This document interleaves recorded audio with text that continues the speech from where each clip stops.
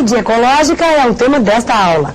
O Cebola vai falar das várias relações existentes entre os produtores e os consumidores de uma cadeia alimentar. Ele vai nos mostrar como o alimento passa pelos diversos níveis alimentares e como a energia é dissipada em cada uma dessas passagens. Alô, turma. Estamos aqui hoje para falar de mais um tema da ecologia. Um tema bastante importante. Esse tema é sobre pirâmides ecológicas. O que vem a ser pirâmides ecológicas? Seria a representação gráfica da cadeia alimentar. Veja que nós estamos falando de uma cadeia alimentar, porque a cadeia alimentar seria uma relação muito complexa para conseguir colocar-se em um gráfico. Vejam, se eu representar a quantidade de produtores, ou mesmo a biomassa, mesmo a massa seca de matéria orgânica deste indivíduo, ou mesmo a energia intrínseca nessa classe dos consumidores, e eu represento isso por um retângulo. E sobreponho a este retângulo um outro retângulo que corresponde à quantidade, à biomassa ou à energia dos consumidores primários.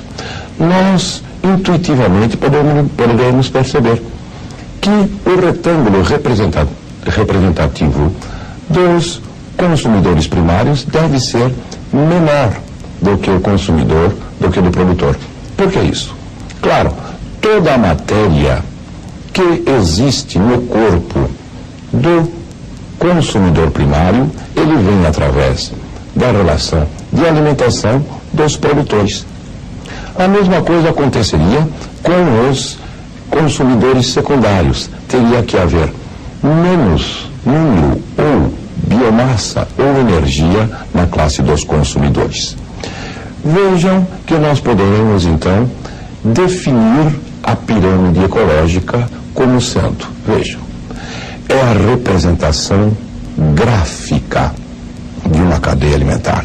Quer dizer, nós vamos colocar em um tipo de gráfico todos os seres vivos.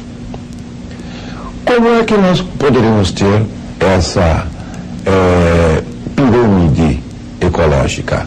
Temos vários tipos de pirâmides ecológicas. A primeira delas é a pirâmide de números.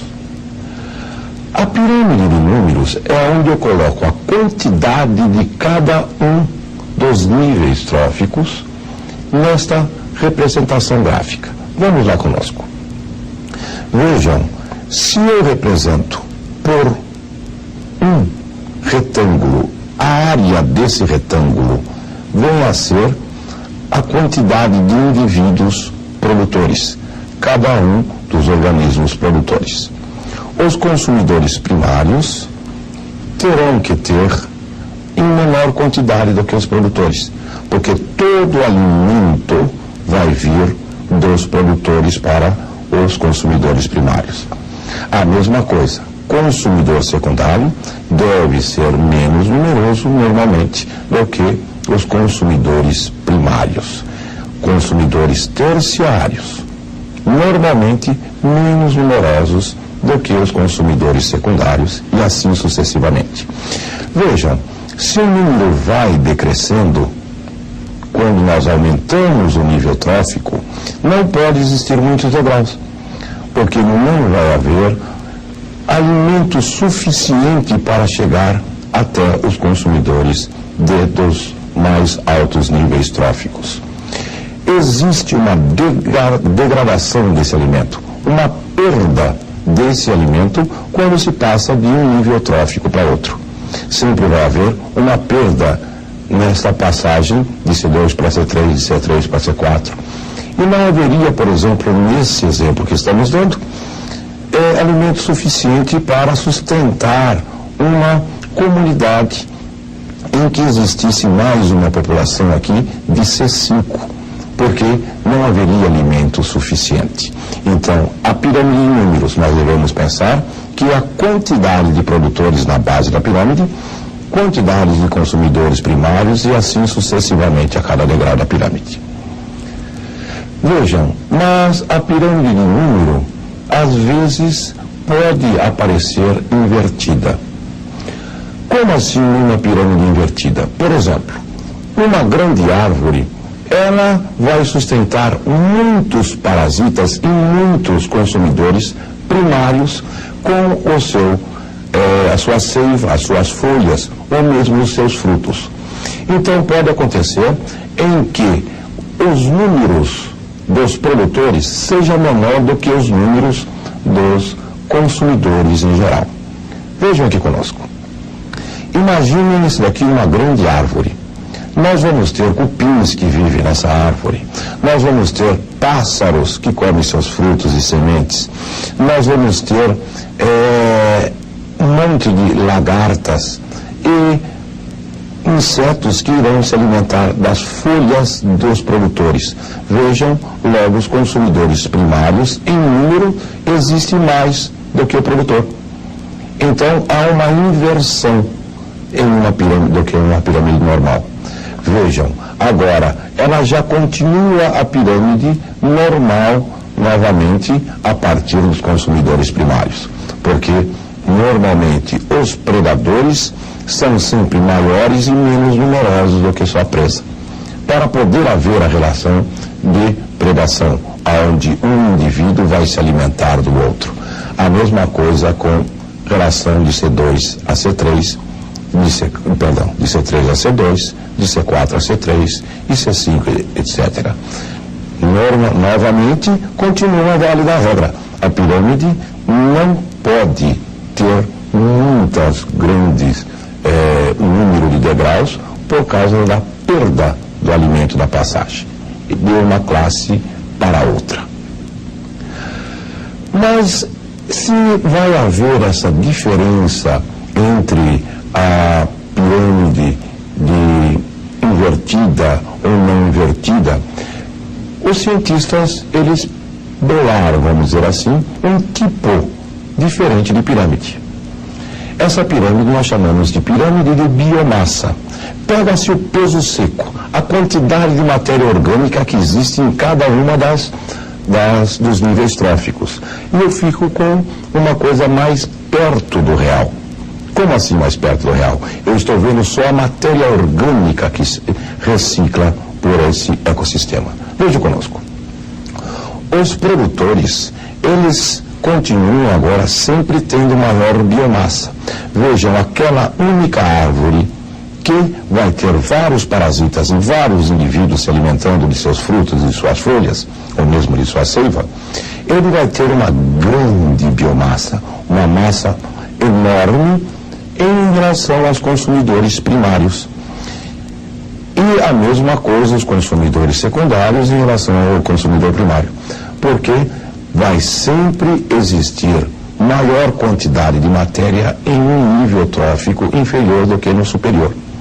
A mesma coisa com C3, C4 e etc.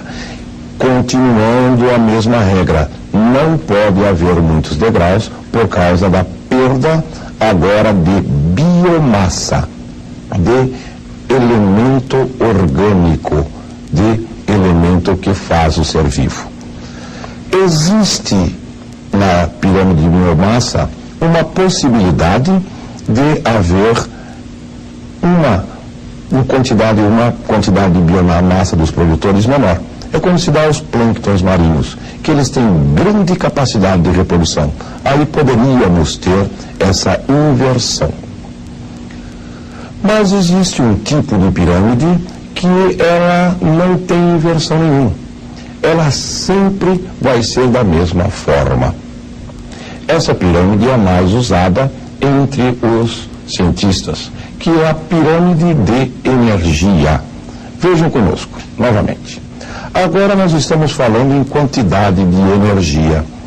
Essa energia nós vamos ver pelo nível de fotossíntese existente nos produtores. Os produtores fazem fotossíntese e produzem toda a matéria orgânica para os consumidores primários. E também para todos os outros níveis tróficos.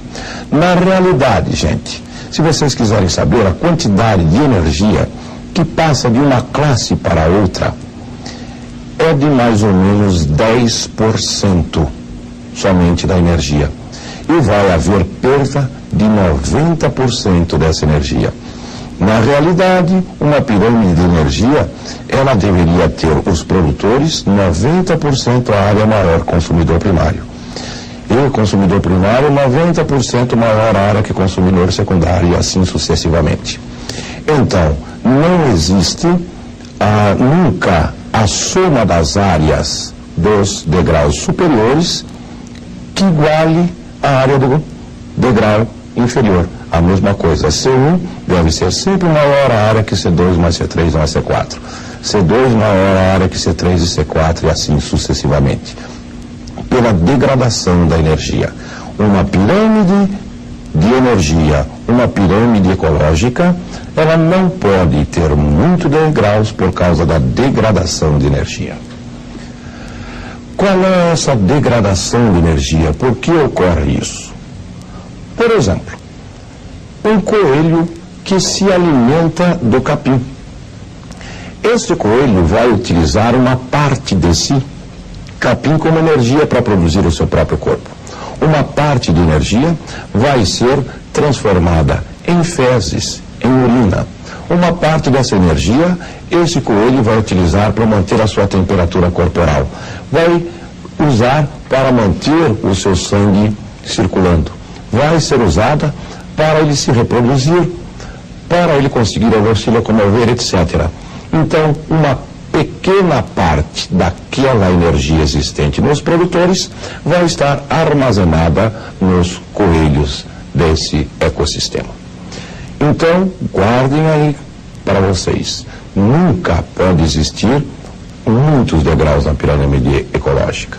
Uma pirâmide ecológica não pode possuir muitos degraus, devido à degradação da energia.